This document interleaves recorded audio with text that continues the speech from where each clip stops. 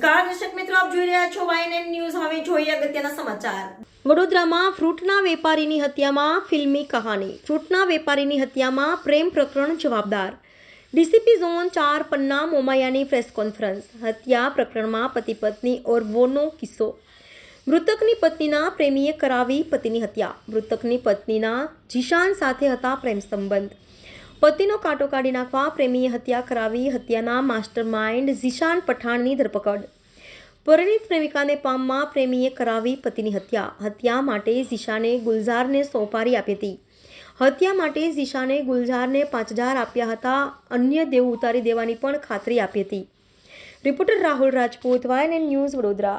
તારીખ 7 ફેબ્રુઆરી 2024ના રોજ વહેલી સવારે કાસમવાલા કબ્રસ્તાન પાસે મોહમ્મદ નાજીમ છોટા હુસેન પઠાણની હત્યા કરવામાં આવેલી હતી.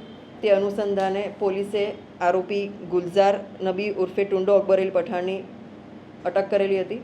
તેની પૂછપરછ દરમિયાન એણે એવું કીધેલું હતું કે 30,000 રૂપિયા મેં માંગેલા અને એણે મને ન આપ્યા, એટલે એની મેં દાજ રાખી અને એની પર હુમલો કરીને એને મારી નાખેલો. પરંતુ આ કારણ અમને વ્યાજબી ન જણાતા ઊંડાણપૂર્વક તપાસ કરેલી અને ત્યારબાદ અમારી તપાસમાં એવું ફલિત થયું કે આ જે આરોપી છે ગુલઝાર નબી ઉર્ફે ટુંડો અકબરેલ પઠાણને જીશાન નામના ઈસમે આ વ્યક્તિનું ખૂન કરવા માટે કામ સોંપેલું હતું. આ માટે એણે અગાઉથી 5,000 રૂપિયા જીપેથી એને ટ્રાન્સફર કરેલા હતા અને બંને જણા સાથે જઈ અને પછી એટીએમમાંથી પણ પૈસા ઉપાડેલા હતા. આ આખું કાવતરું પાર પાડવા માટે એ લોકો 2-3 જગ્યાએ અલગ અલગ વખત મળેલા પણ હતા, જે બધા પુરાવા પોલીસ પાસે આવી ગયા છે. અને આનું મુખ્ય કારણ એવું હતું કે મરણ જનાની પત્ની સાથે આ જીશાન નામના ઈસમને પ્રેમ સંબંધ હતો અને એની જાણ મરણ જનાને થઈ જતાં એણે પછી એની પત્નીને ઠપકો આપતા એની પત્નીએ માફી માંગી લીધેલી. અને ત્યારબાદ જીશાને એવું થયું કે હવે એની મારી સાથે લગ્ન નહીં કરે તો ભાગીને પણ નહીં આવે, એટલે એને મારી નાખવા માટે એણે જાન્યુઆરી મહિનામાં પ્લાન ઘડેલો અને આનો અમલ 7 તારીખે કરવામાં આવેલો. દિશા હાલ ચાલુ છે. પોલીસ દિશા સુધી કઈ રીતથી પહોંચી? પોલીસને ક્યાં એવું લાગ્યું, શું એવું ક્લુ મળ્યો કે જેથી પોલીસે આરોપીને અટક કર્યો ત્યારે એના મોબાઈલ ફોનમાં જીશાનના ઘણા બધા ફોન કોલ્સ હતા અને જીશાન એનો મિત્ર છે એવું પણ ખ્યાલ આવ્યો.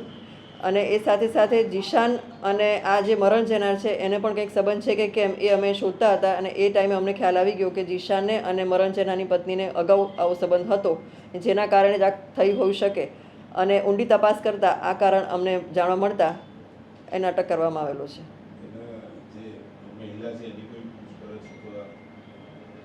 એની પૂછપરછ કરેલી છે, એની પૂછપરછ પણ ચાલુ છે હાલમાં. અને જીશાન વિરુદ્ધના તમામ પુરાવા મળેલા છે અને એને અમે અટક કરેલો છે.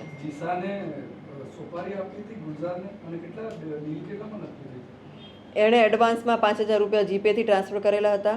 ઉપરાંત 2-3 વખત એટીએમમાં સાથે જઈ અને પૈસા કાઢીને એને આરોપીને પૈસા આપેલા હતા. અને એણે એવું પણ કીધેલું હતું કે એને એક નવી રિક્ષા પણ ખરીદી આપશે અને એનું જેટલું દેવું છે દેવું પણ એને માફ કરાવી આપશે.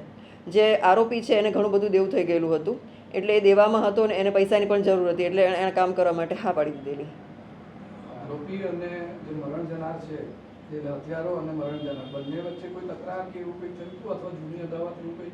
ખાલી જીશાન જ એકમાત્ર કારણ હતું? એકમાત્ર કારણ જીશાન જ છે, બીજું કોઈ કારણ નથી.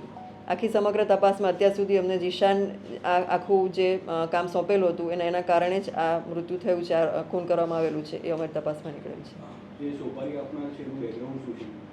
એ પોતે રિક્ષા ચલાવે છે અને મોબાઈલ શોપ પર બી બેસીને પાર્ટ ટાઈમમાં જોબ કરે છે. ના, અગાઉ એનો કોઈ ગુનાહિત ઇતિહાસ ધરાવતો નથી, પણ એ આ તમામ આરોપી મરણ જનાર અને બીજો આરોપી જીશાન જે છે બધા એક જ વિસ્તારમાં રહે છે.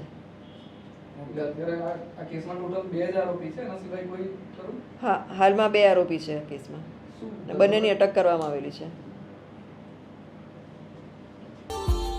Subscribe now and press the bell icon. Never miss an update.